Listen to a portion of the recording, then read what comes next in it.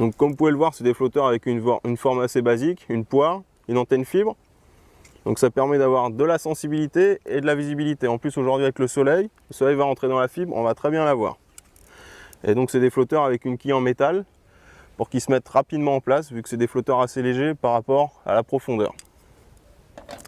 Et après, mes 2 lignes à plaquettes. Donc là c'est des longs flotteurs avec une longue antenne en fibre, un corps assez trapu mais pointu sur le haut, pour bien voir les touches de plaquettes, qui font souvent des touches en relevé. Et une longue quille en carbone pour une bonne stabilité et toujours avoir une petite aide pour bien voir la touche en relevé. Donc 1,5 g et 2 g avec un corps de ligne en 13 centièmes pour avoir de la rigidité, pour pas que la ligne s'en mêle. Et donc sur ma ligne en 1,5 g, j'ai 3 ponts de touche numéro 9. Je vous montrerai après comment ils sont placés.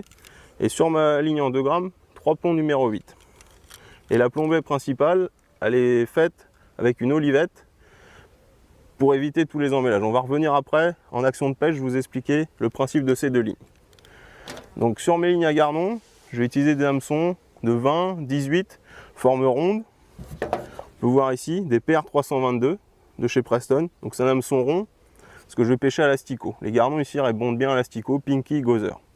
Après, pour les plaquettes, c'est un poisson qu'on a tendance à toujours décrocher. Donc là, je vais utiliser des hameçons PR 311 de chez Preston, toujours. C'est des hameçons très fins, mais avec une très grande ouverture.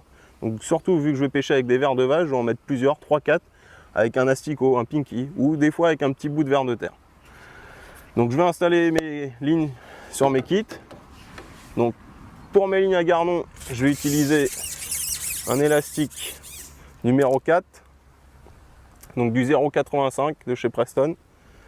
Donc c'est un élastique qui est super pour toutes les pêches de gardon, il permet de lever les gardons rapidement. Si on a un poisson un peu plus gros, il va répondre, on va pouvoir les sortir.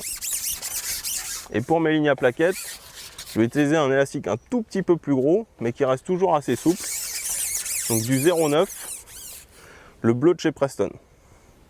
Donc le fait qu'il soit un peu plus épais, il va permettre à l'hameçon de bien pénétrer dans la bouche de la plaquette et d'en décrocher le moins possible. Parce que les plaquettes, des fois c'est récurrent, on va en décrocher beaucoup. C'est pour ça aussi que vous pouvez voir, j'ai 3 boîtes à bas de ligne différentes avec plein de sortes de bas de ligne, des hameçons avec différentes courbures, différents fers, des choses comme ça. Et des fois en pêche, si mon hameçon il va pas, je vais changer jusqu'à trouver le bon, parce que le principe c'est d'avoir des touches et de mettre les poissons dans la bourriche.